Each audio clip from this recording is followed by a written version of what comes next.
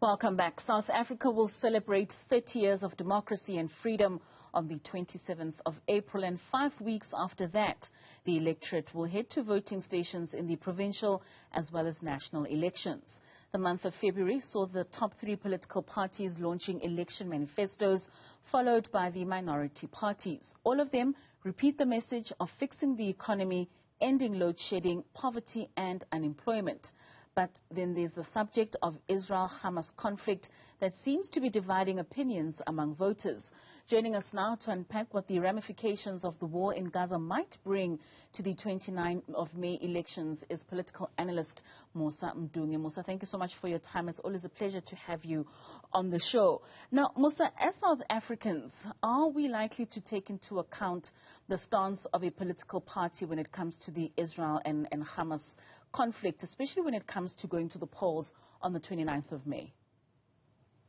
Good evening, Katleho, and good evening to your viewers. You know, the issue of Israel-Palestine has been one that has featured quite greatly in the South African post-1994 story, particularly given the support that the African National Congress has historically given towards the Palestine cause and the increasing relations between itself, and the Palestinian Liberation Organization, the PLO. However, when we look at this issue as it relates to elections, historically, foreign policy has not featured quite highly in terms of the priorities that voters look at, particularly when we look at the connection being made between foreign policy and what happens in terms of international relations and issues of bread and butter that South Africans face on a daily basis. That connection, certainly from the politicians, has not been made. But what we see uniquely when it comes to this year's election is that the issue of Palestine is certainly finding feature among many conversations around the country.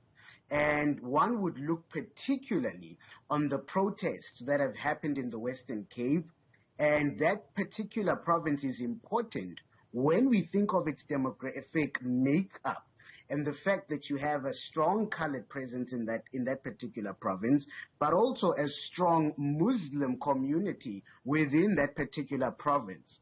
And it is interesting to see that when we look at that particular demographic of people, we then begin to see that the position taken by that community of people versus the position taken by parties such as the Democratic Alliance are quite diverging, right?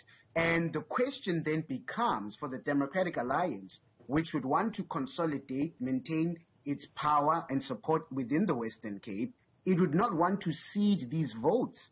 And many are questioning the DA's position from a moral perspective. And in many ways, when we look at the country in a majority sense, quite supports the position of the ANC. And I think, Katleho, this is why the ANC has been so adamant, and the government, by extension, has been adamant in its position on the matter to the point of taking Israel to the ICJ.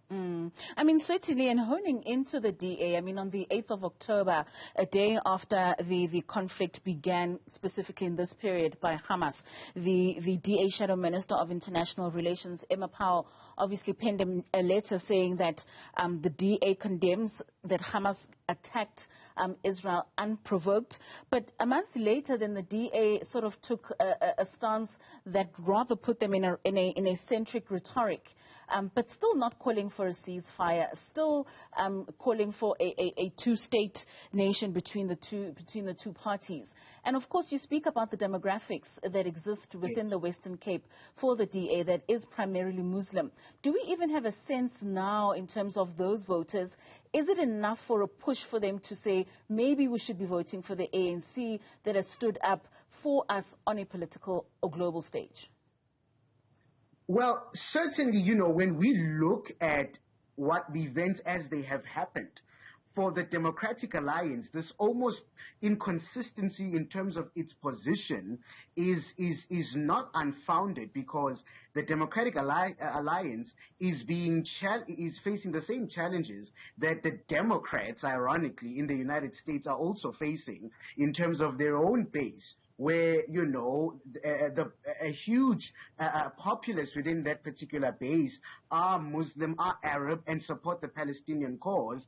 And when you look at Biden's position on this matter, he has not been so forthcoming in criticizing Israel's actions in Palestine. And so certainly the Democratic Alliance, this reversal of its steadfast support for Israel, this conversation around peace, is forced because of the moral question being posed to it, you know, and so the Democratic Alliance, you know, has to balance the positions between its support for Israel and, in extension, the support for the West, because we see the Democratic Alliance almost pushing South Africa to return again towards that nexus of Western influence, unlike the direction that the ANC has taken us, where we have somewhat pivoted to the East. And so the Democratic Alliance has got to really think deeply about its foreign policy position, particularly because the Western Cape becomes so interesting and so in play if they are not careful. You know, they could possibly cede support towards the ANC. And given the amount of casualties we are seeing in this conflict, the fact that so many children, so many women, so many men have died from this conflict, it is hard for the DA to reconcile its position with the moral question of this case. And this is where the ANC has certainly struck gold.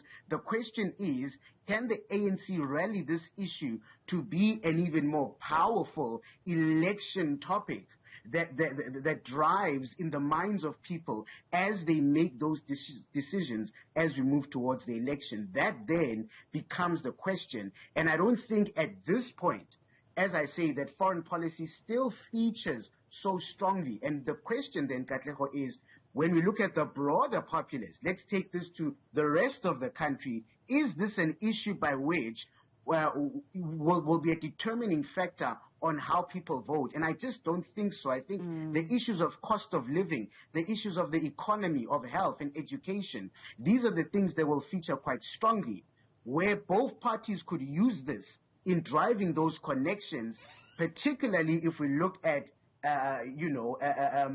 the Israel-South Africa trade relations. There's room and space there to say, listen, in 1995 we had trade relations of $400 million, dollars. We've regressed to about $200 million in 2021.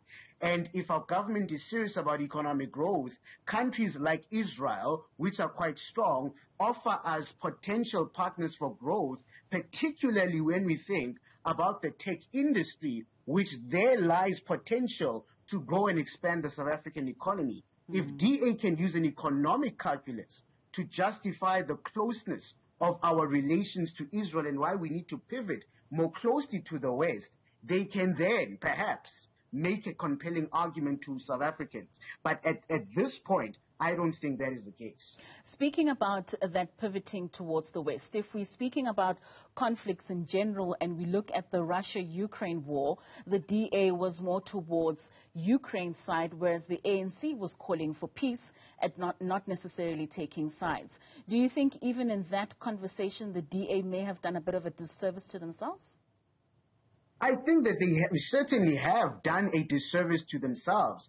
And the fact that they are unable to call for a ceasefire, which is so clearly what is needed at this point, in order that we can see the needed humanitarian aid flow into Israel and into Palestine, and including if we look at what's happening in the West Bank as well. And so, DA has questions to answer about its foreign policy position and where it is likely to take South Africa in the future, should it get the chance to come into government come post the 29th of May, this year.